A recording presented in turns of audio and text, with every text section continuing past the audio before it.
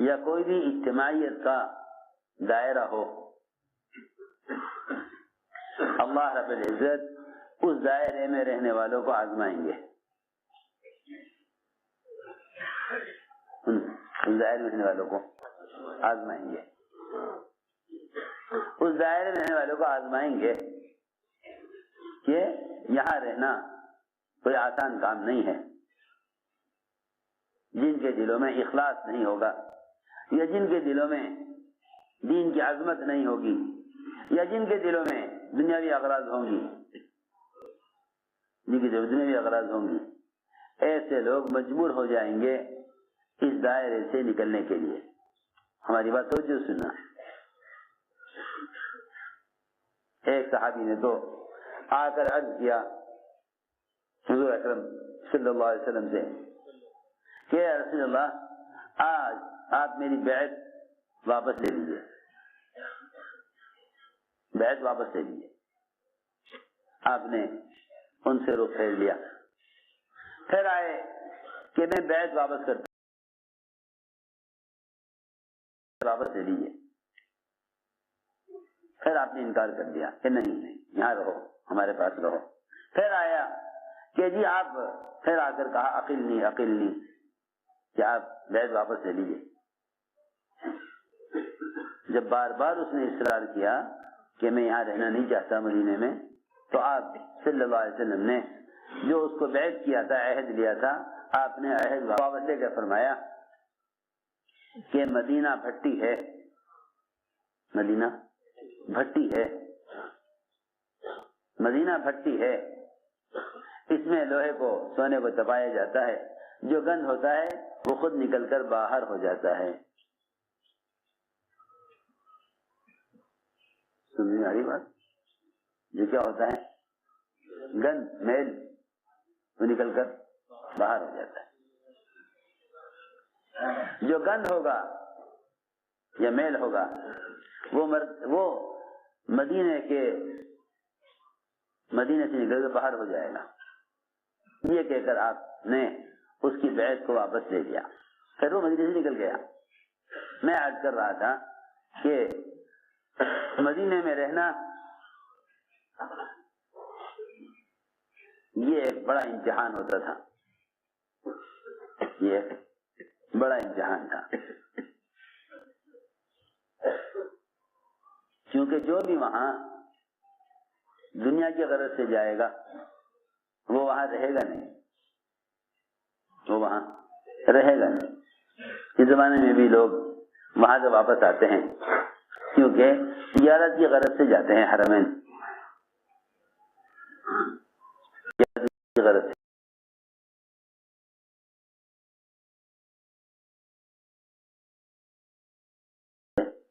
حرمین جاتے ہیں۔ مولانا صاحب فرماتے تھے کہ مکہ مدینے میں کمانے کی نیت سے جانے سے بڑا کمینہ پن کوئی نہیں ہے۔ مکہ مدینے میں کمانے کی نیت سے جانے سے بڑا کمینہ پن کوئی نہیں ہے۔ ساری دنیا پڑی ہے دنیا کمانے کے لیے، حرمین کمانے کی جگہ نہیں تھی کہ آدمی یہاں سے سفر کرے حرمین کا دنیا کے ارادے سے۔ تو فرماتے تھے کہ مکہ مدینے میں کمانے کی نیت سے جانے سے بڑا کمینہ پن کوئی نہیں ہے۔ سب سے بڑا لعین اور کمینہ ہے وہ جو وہاں یہاں سے جائے وہاں دنیا کمانے کے لیے۔ میں نے عرض کیا کہ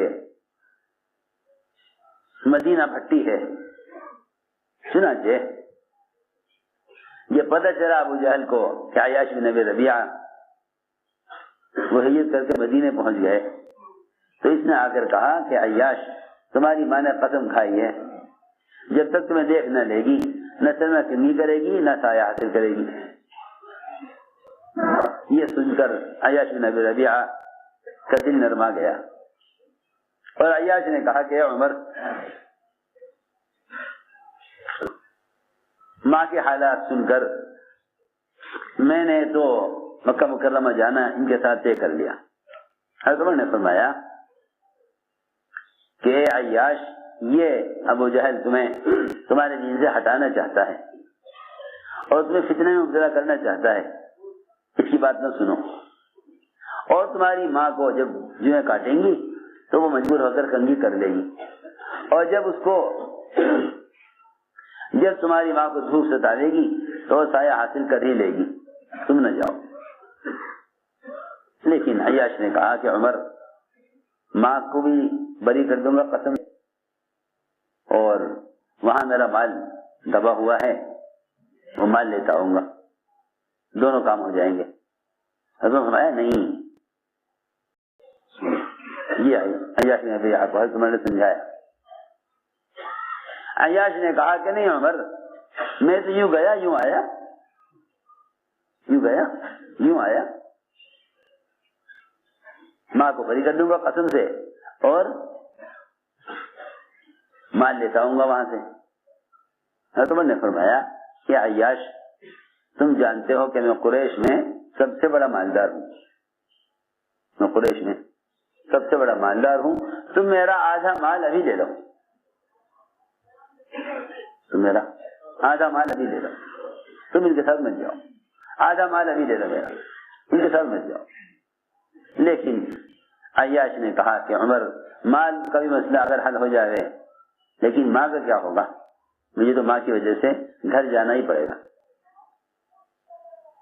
چنانچہ حضرت عمر نے فرمایا دیکھو بھائی، اب تک تو ہم نے کوشش کی تمہارے ایمان کی اور تمہاری آخرت کی، تمہارے دین کی، تم نہیں مانتے جانے چاہتے ہو تو ہم تمہاری جان کی حفاظت بھی کریں گے، تمہاری جان کی حفاظت۔ لو یہ میری اونٹنی لے جاؤ، یہ بہت تیز دوڑنے والی اونٹنی ہے، اگر ان لوگوں نے تمہارے ساتھ ارادہ برائی کا کیا تو تم اس اونٹنی پر اپنی جان بچا لینا، کیونکہ یہ اتنی تیز دوڑنے والی اونٹنی ہے کہ اس کا کوئی مقابلہ دوڑ میں نہیں کر سکتا۔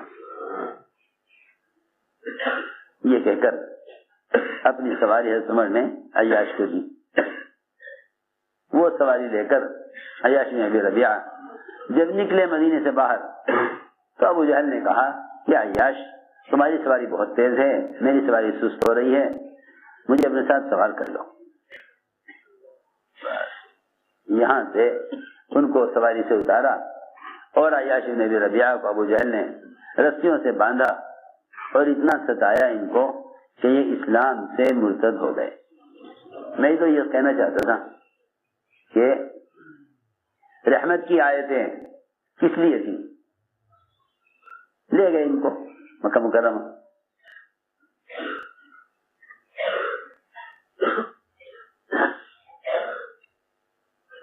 اور یہ اسلام سے پھر گئے۔ عمر رضی اللہ تعالی عنہ فکر میں تھے کہ اس کا کیا ہوگا، اس کا کیا ہوگا۔ چنانچہ عمر رضی حضور اکرم صلی اللہ علیہ وسلم ہجرت کر کے مدینہ آئے۔ آپ مدینہ پہنچے تو آپ پر قرآن کی آیتیں نازل ہوئیں، قل یا عبادی الذین اسرفوا علی انفسهم لا تقنطوا من رحمت اللہ ان اللہ یغفر الذنوب جميعا انہ هو الغفور الرحیم۔ یہ آیتیں نازل ہوئیں آپ پر کہ نبی جی کہہ دیجیے میرے بندوں سے جنہوں نے ظلم کیا اپنی ذات پر اور حد سے تجاوز کر گئے، آپ ان سے کہہ دیجیے کہ وہ اللہ کی رحمت سے مایوس نہ ہو، اللہ کی رحمت سے مایوس نہ ہو۔ اللہ تعالیٰ سارے گناہوں کا بخشنے والا ہے، اللہ تعالیٰ سارے گناہوں کا بخشنے۔ یہاں تک آتا ہے کہ اگر زمین سے لے کر آسمان تک کے درمیان کے خلے کو گناہوں سے بھر دیا جائے اور پھر ان سارے گناہوں پر ندامت کے ساتھ ایک آدمی ایک نیکی لے آئے تو یہ نیکی ان سارے گناہوں پر غالب آ جائے گی، سارے گناہوں پر غالب آ جائے گی۔ میرے دوستوں، بزرگوں، عزیزوں، فرمایا کہ پرانے گناہوں کو نئی نیکیوں سے ختم کر لیا کرو، پرانے گناہوں کو نئی نیکیوں سے ختم کر لیا کرو، پرانے گناہوں کے تدارک نئی نیکیوں سے کرو، پرانے گناہوں کے تدارک نئی نیکیوں سے کرو۔ لیکن عجیب بات یہ ہے کہ لوگ بجائے نئی نیکیاں پیش کرنے کے نئے نئے گناہ سوچتے ہیں۔ جب ایک گناہ سے آدمی کا پیٹ بھر جاتا ہے، جب ایک گناہ کرتے کرتے اس سے طبیعت بڑھ جاتی ہے تو آدمی گناہ کو نہیں چھوڑتا، گناہ کی شکل کو بدل دیتا ہے، گناہ کی شکل بدل دیتا ہے۔ جس طرح کھانے پینے پہننے اوڑھنے میں جب ایک چیز سے طبیعت بھر جاتی ہے، اکتا جاتی ہے، تو آدمی کھانے کی قسم کو بدل دیتا ہے، کپڑے کی قسم کو بدل دیتا ہے، سواری کی قسم کو بدل دیتا ہے۔ جب ایک چیز کے استعمال سے طبیعت بھر جاتی ہے تو اس چیز کے طریقے کو، شکل کو بدل دیتا ہے۔ اسی طرح اللہ اکبر، جہنم میں گناہ گاروں کے لیے ایک قسم کا عذاب نہیں ہوگا، بلکہ جہنم میں جب جہنمی عذاب کی ایک شکل سے اکتا جائیں گے تو اللہ تعالی عذاب کی شکل کو بدل دیں گے، اللہ عذاب کی شکل کو بدل دیں گے، اللہ عذاب کی شکل کو بدل دیں گے، ایک شکل کا عذاب نہیں ہوگا۔ جب ایک شکل کے عذاب سے جہنمی اکتا جائیں گے تو اللہ عذاب کی شکل کو بدل دیں گے۔ اللہ اکبر۔ یہاں تک آتا ہے کہ جہنمی جب عذاب سے اکتا جائیں گے تو اللہ سے کہیں گے کہ اے اللہ، تو ہمیں اس عذاب سے تھوڑی دیر کے لیے نکال دے، تھوڑی دیر کے لیے نکال دے۔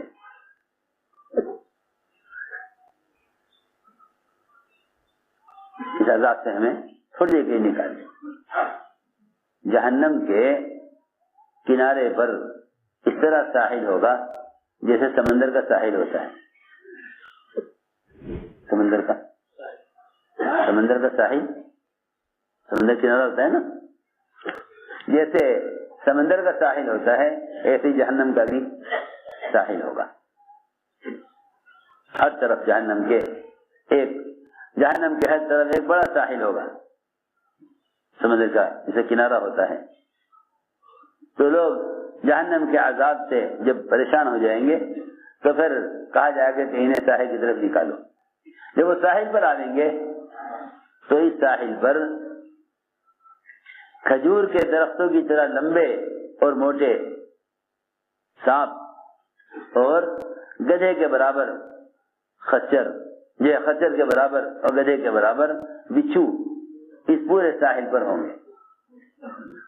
وہ ان کی کھالوں کو اس طرح ڈسیں گے کہ جس سے ان کی کھالیں ادھڑ جائیں گی۔ یہ سب پریشان ہو جائیں گے اور اللہ سے کہیں گے اے اللہ، یہ عذاب کی قسم جہنم کے عذاب سے زیادہ سخت ہے، تو ہمیں جہنم میں واپس لوٹا دے۔ میں اس لیے عرض کیا ہے میں نے، اللہ اکبر، کہ جب دنیا میں آدمی گناہ کرتے کرتے ایک گناہ سے طبیعت اکتا جاتی ہے تو لوگ سوچتے ہیں کہ اب اس گناہ کی دوسری قسم کیا ہونی چاہیے۔ دیکھو میں کچھ کہنا چاہتا ہوں، گناہ کرتے کرتے انسان کے اندر سے روح کی غذا کی رغبت ختم ہو جاتی ہے، روح کی غذا کی رغبت، کیونکہ ہر انسان کے دو چیزوں کا مجموعہ ہے، جسم اور روح، جسم اور روح، جسم اور روح، یہ ان دو چیزوں کا مجموعہ کا نام انسان ہے۔ جب روح کو اس کی غذا نہیں ملتی، جب روح کو اس کی غذا نہیں ملتی تو روح بیمار ہوتی ہے، روح کی بیماری کا اثرات جسم پر پڑتے ہیں۔ تو میں نے عرض کیا کہ جس طرح انسان اپنی جسم کے لیے غذا لیتے لیتے ایک غذا سے طبیعت بھر جاتی ہے تو دل چاہتا ہے کہ کھانا بدل دیا جائے، کھانا بدل دیا جائے۔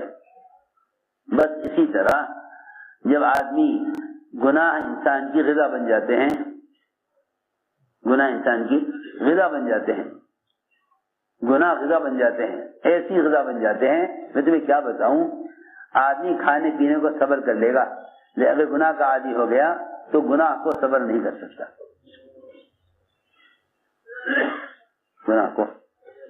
جو لوگ گناہ جسم کے کا جز اور غذا بن جاتے ہیں تو آدمی جسمانی غذا کو تو صبر کر لے گا، لیکن گناہ کو صبر نہیں کرے گا.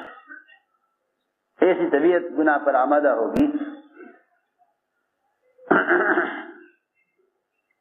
اللہ اکبر. بعض لوگوں نے لکھا ہے کہ گناہ کا نشہ شراب سے کہیں زیادہ ہے. وہ تو کب ملے گی کب نہ ملے گی، لیکن آدمی گناہ کے اسباب کہیں نہ کہیں سے حاصل کر لے گا. میں نے عرض کیا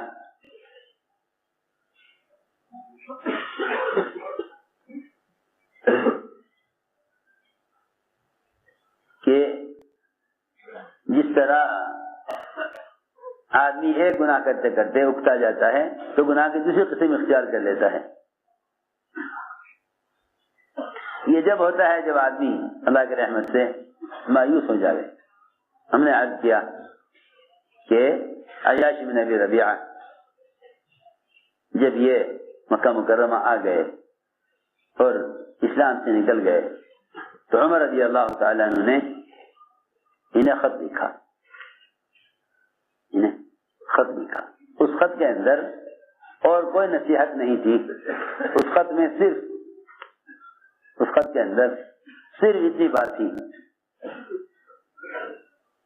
اتنی بات تھی قل یا عبادی الذین اسرفوا علی انفسہم لا تقنطوا من رحمت اللہ. اتنی بات تھی خط کے اندر.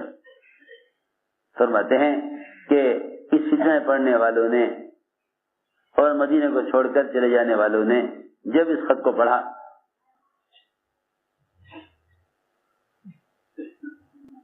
تو سمجھ میں نہیں آیا کہ آخر عمر نے یہ ہمیں کیوں لکھا ہے.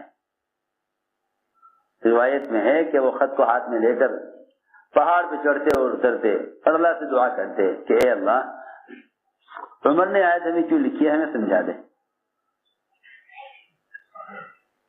عمر نے آیت ہمیں کیوں لکھی ہے ہمیں سمجھا دے. فرماتے ہیں کہ اچانک دل میں یہ بات آئی کہ یہ آیت تو ہمارے لیے لکھی گئی ہے، کیونکہ ہم یہ کہا کرتے تھے کہ جو ایک مرتبہ اسلام سے نکل گیا اور ایک مرتبہ وہ فتنہ میں پڑ گیا تو وہ دوبارہ واپس نہیں آ سکتا. یہ اللہ نے ہمارے لیے لکھی ہے، یا اللہ نے ہمارے لیے نازل کی ہے اور عمر نے ہمیں اس لیے لکھی ہے. فوراً سواری پکڑی، اس پر سوار ہوئے اور واپس مدینہ منورہ آئے اور ہمیشہ کے لیے صحابی ہو گئے. میں نے عرض کیا کہ یہ آیت اس لیے تھی تاکہ غلطی کرنے والے اللہ کی رحمت سے مایوس نہ ہو. یہ مجھے ساری بات اس پر یاد آئی کہ اللہ کی رحمت سے مایوس نہ ہو گناہ کرنے والا، اس لیے مغفرت کے فضائل ہیں اور مغفرت کے وعدے ہیں.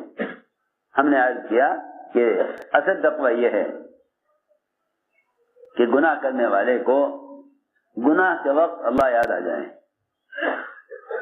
گناہ کرنے والے کو گناہ کے وقت اللہ یاد آ جائے. تقویٰ اور حیا یہ دو ایسی چیزیں ہیں جو انسان کو ہر جگہ گناہ سے بچا سکتی ہیں، لیکن اس زمانے میں تقویٰ اور حیا یہ دونوں چیزیں اللہ کے لیے نہ رہی،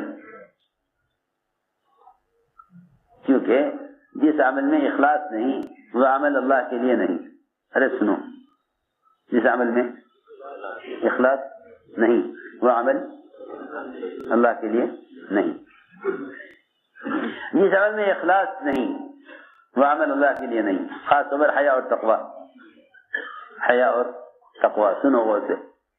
حیا اور تقویٰ خاص طور پر یہ دو صفتیں ایسی ہیں کہ تقویٰ اور حیا یہ دو چیزیں ایسی ہیں جو اللہ کے غیر کے لیے ہو ہی نہیں سکتی. حیا اور تقویٰ یہ اللہ کے غیر کے لیے ہو ہی نہیں سکتی، کیونکہ اگر تقویٰ اللہ کے غیر کے لیے ہے تو اس کا مطلب یہ ہے کہ اس کو گناہ کے کرنے میں مخلوق کا ڈر ہے، حالانکہ مخلوق کے ہاتھ میں حساب بھی نہیں عذاب بھی نہیں. حساب اور عذاب صرف اللہ کے ہاتھ میں ہے. حساب اور عذاب صرف اللہ کے ہاتھ میں ہے.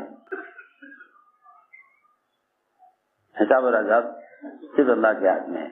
صحابی نے سوال کیا حضور اکرم صلی اللہ علیہ وسلم سے کہ یا رسول اللہ یہ تو بتائیے قیامت میں حساب کون لے گا؟ آپ نہیں اس خیال سے کہ صحابی کو ڈر پیدا ہوگا، صحابی کو ڈر پیدا ہوگا، فرمایا کہ سنو اللہ خود حساب لیں گے، اللہ حساب خود لیں گے۔ وہ بجائے ڈرنے کے مطمئن ہو گئے اور یہ کہا کہ اگر اللہ حساب لیں گے پھر مجھے کوئی پرواہ نہیں، پھر مجھے کوئی پرواہ نہیں ہے، اگر اللہ حساب لیں گے پھر مجھے کوئی پرواہ نہیں ہے۔ کیوں؟ اس لیے کہ جو آدمی کریم ہوتا ہے، جو کریم ہوتا ہے وہ جب غالب آ جاتا ہے تو معاف کر دیتا ہے۔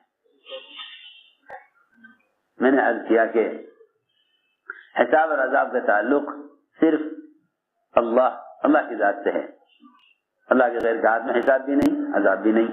تو جب حساب بھی اللہ کے غیر کے ہاتھ میں نہیں، عذاب بھی اللہ کے غیر کے ہاتھ میں نہیں، تو پھر آدمی گناہ کے کرنے میں مخلوق سے کیوں ڈرتا ہے؟ گناہ کرنے میں مخلوق سے کیوں ڈرتا ہے؟ ابن عباس رضی اللہ عنہ فرماتے تھے کہ کسی گناہ کے کرنے میں اللہ کے غیر کا خیال آنا، کسی گناہ کے کرنے میں اللہ کے غیر کا خیال آنا، یہ اس گناہ سے بھی بڑا گناہ ہے۔ کسی گناہ کے کرنے میں اللہ کے غیر کا خیال آنا اس گناہ سے بھی بڑا گناہ ہے۔ آدمی کوئی بڑا گناہ چھپ کر رہا ہو اور اچانک پردہ ہل جائے یا دروازہ کھل جائے یا کوئی آہٹ سنائی دے کسی کی تو آدمی گھبرا جاتا ہے اور ڈر جاتا ہے۔ ابن عباس فرماتے ہیں کہ اس وقت کا ڈر اور اس وقت کا گھبراہٹ یہ اس گناہ سے بھی بڑا گناہ ہے جو وہ کر رہا ہے۔ سوچے تو صحیح، اس لیے کہ کسی گناہ کے کرنے میں مخلوق سے ڈرنے والا آدمی گناہ سے بچنے میں مخلص نہیں ہے۔ اور ایک بات اور ہے کہ کسی گناہ کے کرنے میں مخلوق سے شرمانے والا آدمی بھی حیا میں مخلص نہیں ہے۔ حیا کے اندر مخلص وہ ہے، حیا کے اندر مخلص وہ ہے جو مخلوق جو خالق سے شرمائے۔ حیا میں مخلص کون ہے؟ حیا میں مخلص وہ جو خالق سے شرمائے، حیا میں مخلص وہ جو خالق سے شرمائے، اور تقوی میں مخلص وہ ہے جو اللہ سے ڈرتا ہو۔ تقوی میں مخلص کون ہے؟ جو اللہ سے ڈرتا ہو وہ تقوی میں مخلص ہے، اور جو اللہ سے شرماتا ہو وہ حیا میں مخلص ہے، وہ حیا میں مخلص ہے۔ جو اللہ سے شرماتا ہو وہ حیا میں مخلص ہے۔ اس لیے صحابہ کرام کی حیا کی ایسی صفت بیان کی گئی، یسنون صدورہم لیستخفوا منہ، یسنون صدورہم لیستخفوا منہ۔ اللہ اکبر۔ صحابہ کی صفت بیان کی گئی ہے کہ یہ اللہ تعالی سے شرم کی وجہ سے قضاء حاجت میں اپنی شرمگاہ کو چھپانے کے لیے دوہرے ہو جاتے ہیں۔ کیا ہو جاتے ہیں؟ دوہرے ہو جاتے ہیں، سیدھے نہیں کھڑے ہوتے، سیدھے نہیں کھڑے ہوتے بلکہ دوہرے ہو جاتے ہیں اللہ سے شرمگاہ کو چھپانے کے لیے، اللہ سے حیا کی وجہ سے۔ سنو توجہ سے میں کیا کہہ رہا، یہ صحابہ کی صفت بیان کی گئی قرآن میں۔ الا انہم یسنون صدورہم لیستخفوا منہ، کہ وہ قضاء حاجت میں بھی اپنی شرمگاہ کو کھولتے نہیں ہیں، اللہ سے حیا